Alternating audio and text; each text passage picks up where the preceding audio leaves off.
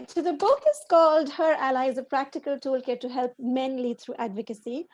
These are some of the places where I've been featured and where I have delivered talks.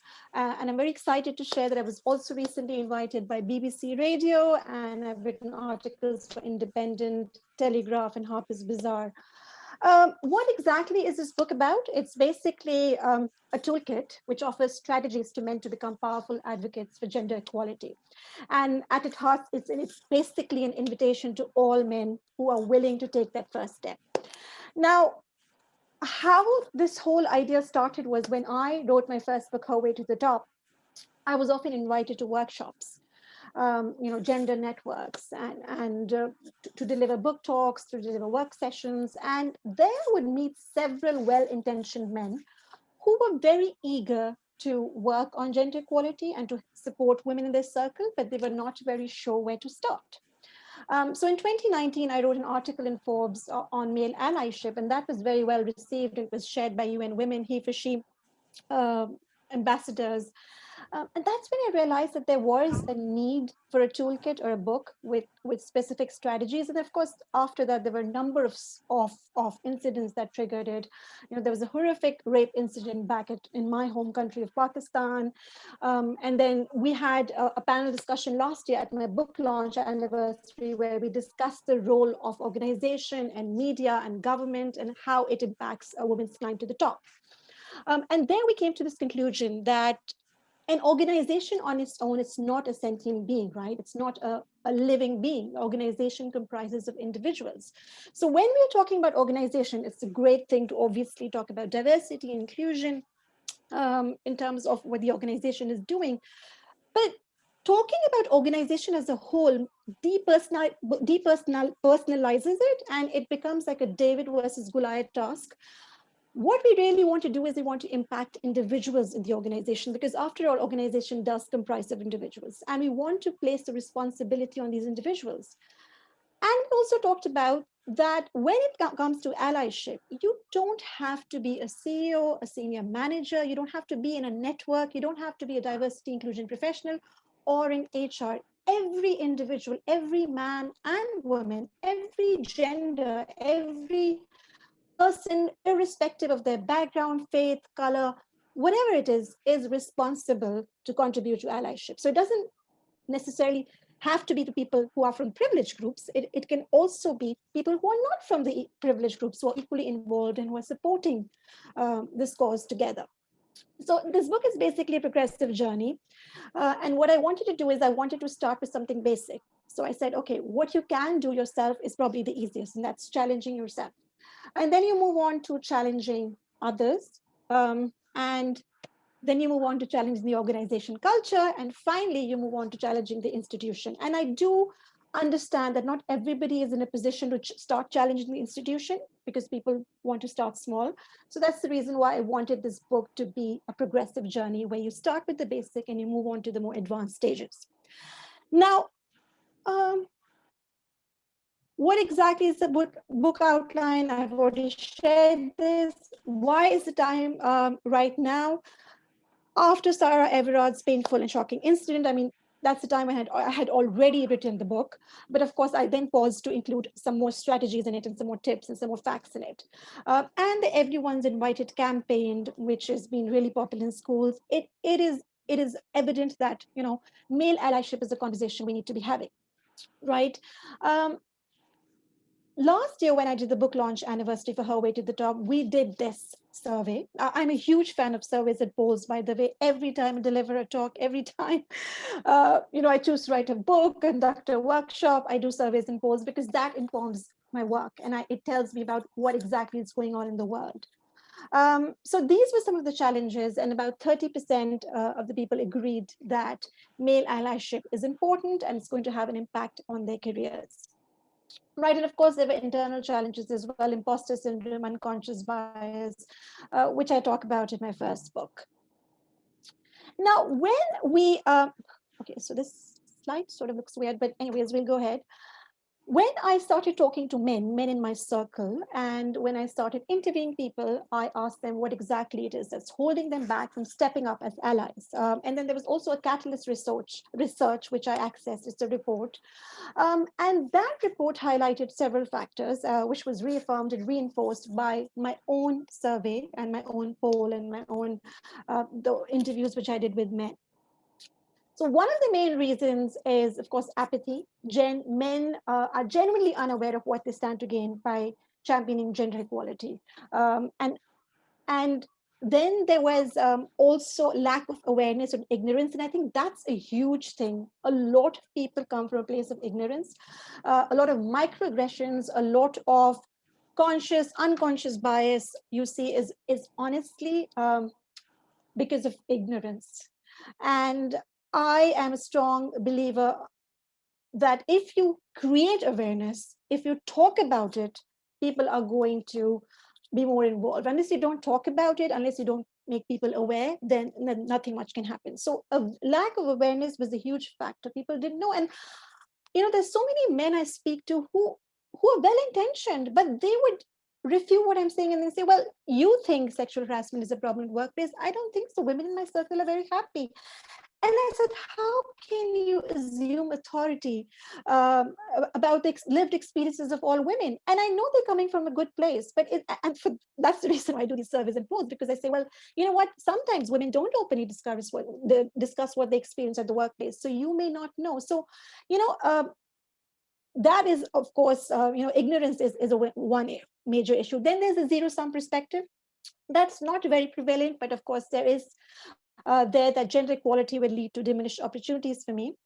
The biggest is fear of making mistakes or being judged or saying something wrong, which is a very genuine concern. We women have been judged all our lives for doing things a certain way. So I can totally understand why men would be fearful about saying the wrong thing. And especially if just like Danielle pointed out, if you're a white man or a man, you're so conscious of your privilege that every time you speak up, you really need to tell people that, you know what, I'm coming from a good place. So that constant sort of battle which you need to fight, trying to prove that you are coming from a good place, even if you are from a privileged background. Um, and then, of course, there is fear of backlash and disapproval from peers, which is a huge thing, because there is a term called the dreaded wimp penalty, which I had no idea existed, but I found it in one of the reports when I was doing research for my book.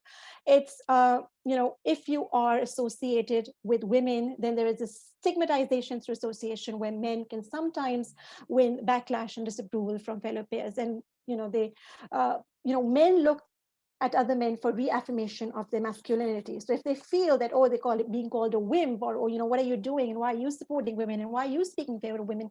So then that puts them in a shell. And of course, there are all these things around toxic masculinity, which Danielle had already spoken about. So I'm not going to go over it, but of course, that also plays a huge role in stepping back and not really engaging. And last but not the least, there is ally fatigue. A lot of people are just very discouraged by the slow progress, right? Now,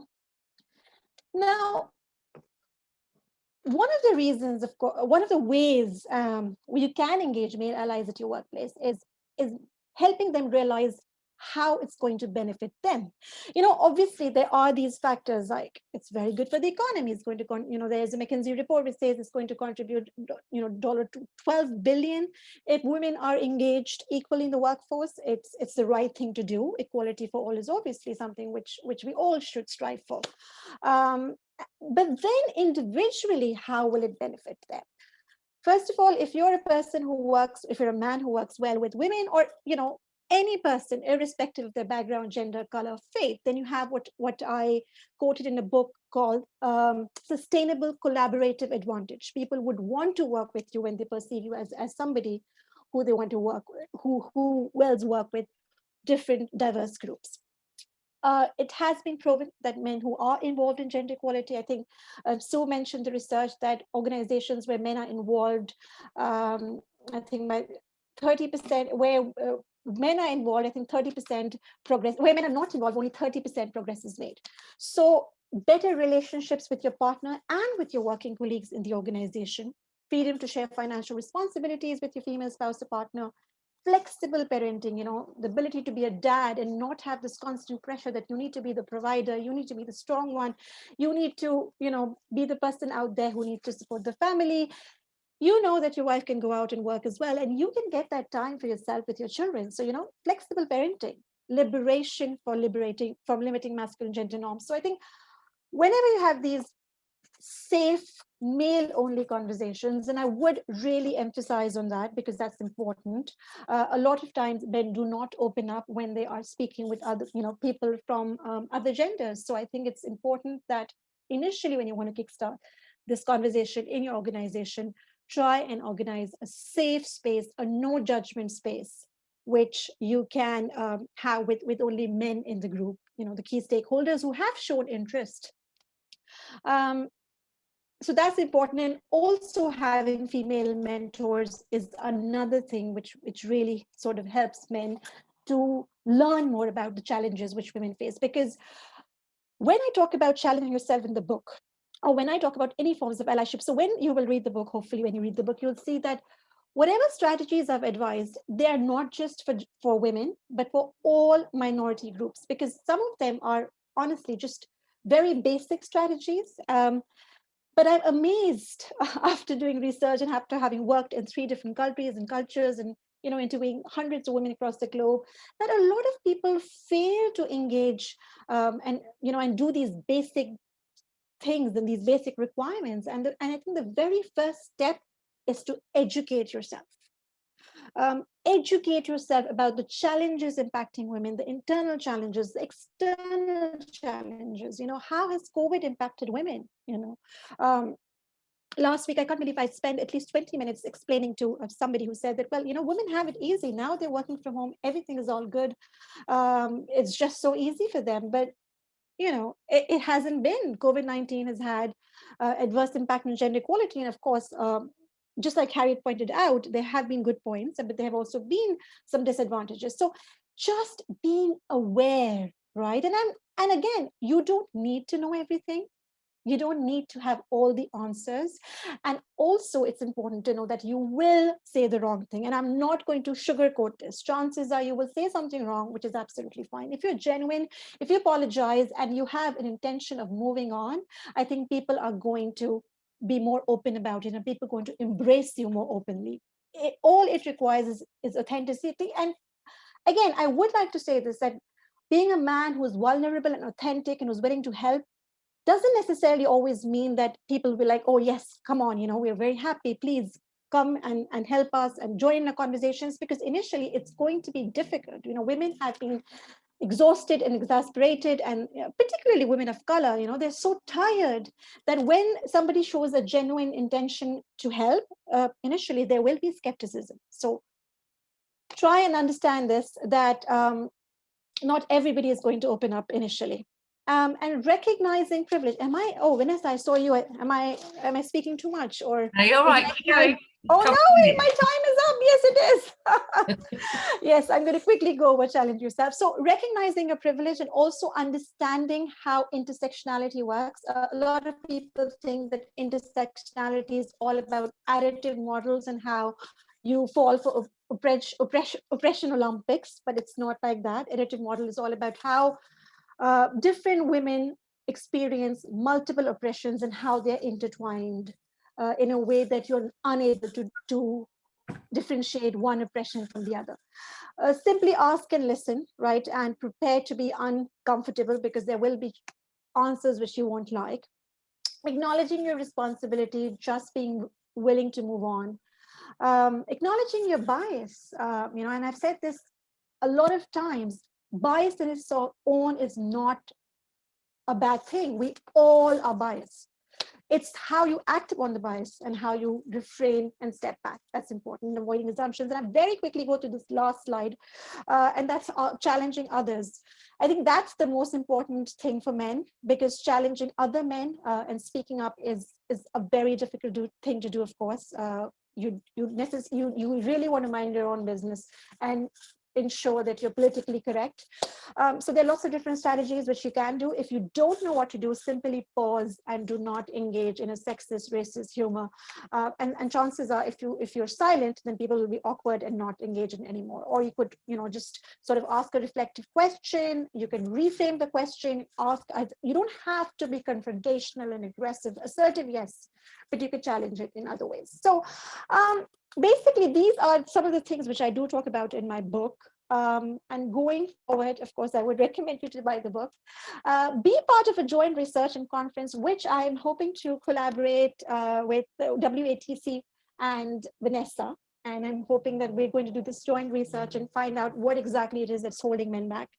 I run allyship training programs. I also run, focus groups for male allies, if that's something you're interested in. So yeah, get in touch. And that's about it for me.